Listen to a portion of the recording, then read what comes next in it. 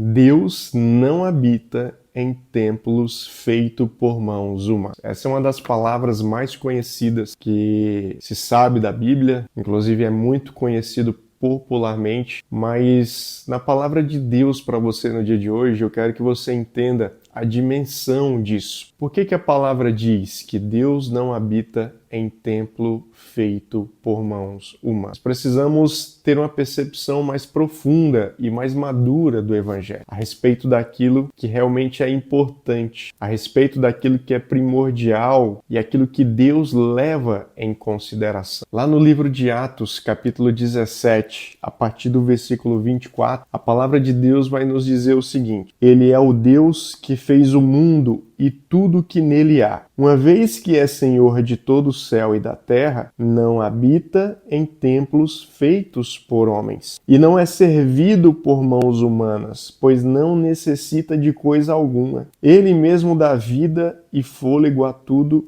e supre cada necessidade. De um só homem, ele criou todas as nações da terra, tendo tecido de antemão onde se estabeleceriam e por quanto tempo. Queridos, são versículos curtos, versículos simples, mas que revelam a grandeza de Deus. São versículos que revelam a estatura de Deus. E é interessante observar que quando nós lemos aqui essa passagem, alguns apontamentos, eles saltam aqui dessa palavra e eles são fundamentais para rebater alguns conceitos ou alguns entendimentos que alguns líderes possuem nos dias de hoje. Primeiro ele vai dizer o quê? Que aqui no versículo 24, que quem fez o mundo foi Deus, ou seja, Deus fez o mundo e tudo o que nele há, uma vez que ele é Senhor dos céus e da terra. Então, a primeira coisa que nós precisamos entender é a respeito dessa soberania da criação. Ou seja, Deus criou tudo aquilo que você e eu conseguimos ver aqui na Terra, e Deus também criou tudo aquilo que nós não conseguimos ver. Então, tudo que existe no plano terrestre e nas regiões celestiais foi criação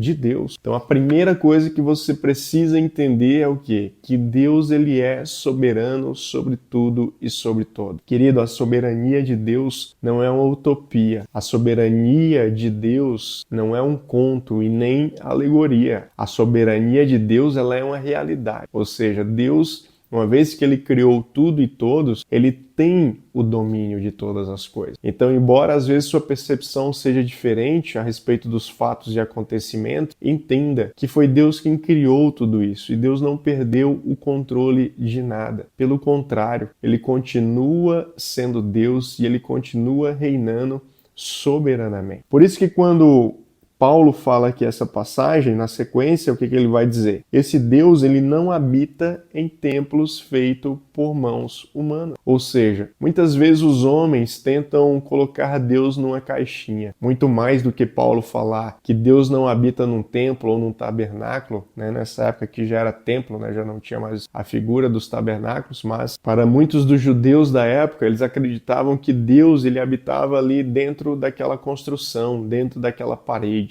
dentro daquela obra feita por homem. E na verdade o que Paulo está dizendo é que nós não podemos colocar Deus numa caixinha, não podemos colocar ele dentro de um prédio, dentro de uma estrutura física. Nós não conseguimos colocar Deus dentro de uma estrutura de conceitos, ou até mesmo dentro de uma estrutura teológica. Muitos líderes, muitos estudiosos, às vezes tentam colocar Deus dentro de estruturas filosóficas, estruturas religiosas, estruturas teológicas, quando na verdade Deus não cabe em nenhuma delas. Por quê? Porque Deus ele é soberano. Deus não habita nessas coisas. E aí no versículo 25, Paulo ele vai aprofundando mais ainda a mensagem, causando alvoroço ali entre as pessoas que estavam ouvindo, onde ele diz o seguinte: e esse Deus ele não é servido por mãos humanas, pois ele não necessita de coisa alguma. Muitas vezes nós achamos que Deus precisa de algo, ou que Deus necessita de algo que das nossas vidas, ou algo que a gente precise fazer. Querido, na verdade, Deus ele é um ser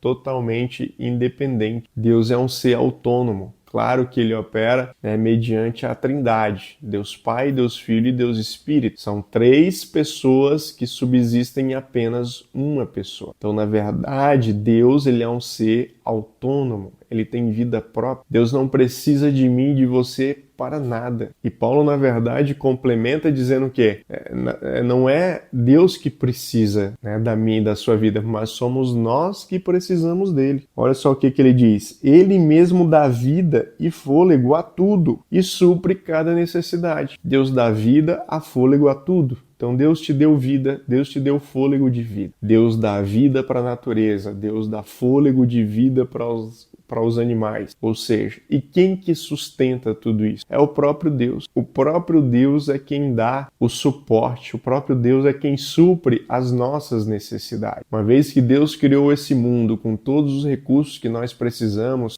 com terra, com alimento, com vários sistemas hídricos, fluviais, enfim. Então Deus ele deixou os recursos para que eu e você pudéssemos habitar nessa terra. E ele fala aqui que Deus ele é tão poderoso que de um só homem, versículo 26, de um só homem ele criou todas as nações da terra, tendo decidido de antemão onde se estabeleceriam e por quanto tempo. Ou seja, quando Deus ele chama Abraão para instituir ali o seu povo, na verdade Deus já havia planejado tudo. E tudo iniciou o quê? Através do Jardim do Éden, através da criação do mundo. Quando Jesus cria o mundo, quando ele cria o homem, a sua imagem e a semelhança, ele cria a mulher, então ali existe o início da humanidade, ali existe o início do povo de Deus. Ali é o início de uma grande jornada. Ou seja, a partir de um único homem e depois de uma mulher que foi retirada da costela desse homem, nós temos a formação de todas as nações e de toda a humanidade. Então,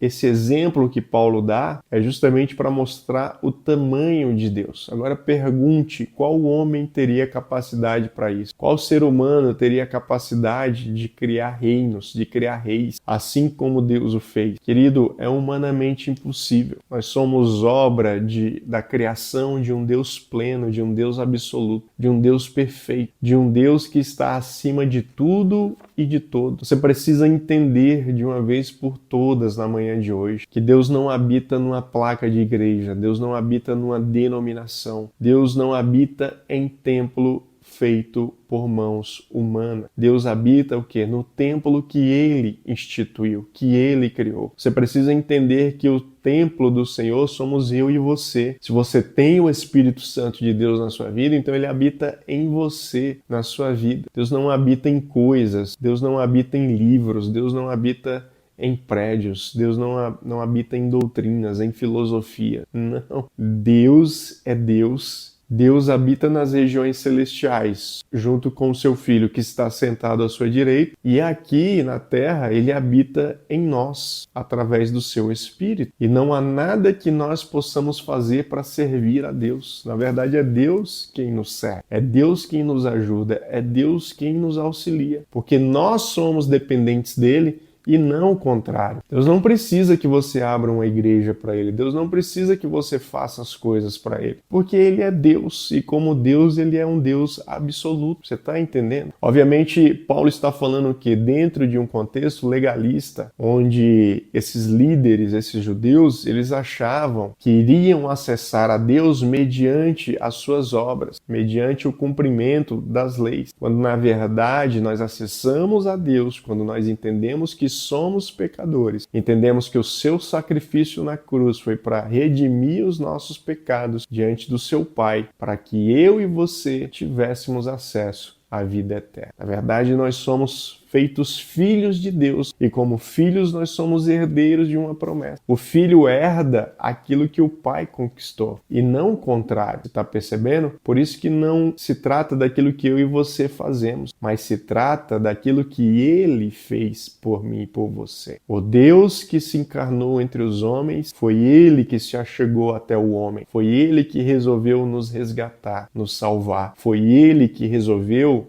dar a mim e você acesso à sua mesa, para que nós pudéssemos sentar junto ao Pai como filho. Então, meu irmão, minha irmã, no dia de hoje, tenha plena certeza no seu coração que essa mensagem, essa palavra, fala a respeito de um Deus soberano, de um rei, de um Deus plural, que não habita em templos feitos por mãos humanas, mas ele habita na vida de pessoas. Deus não está numa igreja A, B, C ou D, Deus não está numa denominação A, B, C ou D habitando, mas ele está em pessoas. Se essas denominações existem pessoas que são a habitação de Deus, então lá Deus estará. Às vezes não precisa nem ter placa, pode ser uma reunião de pessoas que têm o Espírito Santo num local qualquer, numa casa qualquer, debaixo de uma árvore qualquer, numa praça qualquer da cidade. Se essas pessoas, elas têm o Espírito Santo de Deus, então ali Deus estará. Se essa mensagem falou ao seu coração, eu peço que você curta ela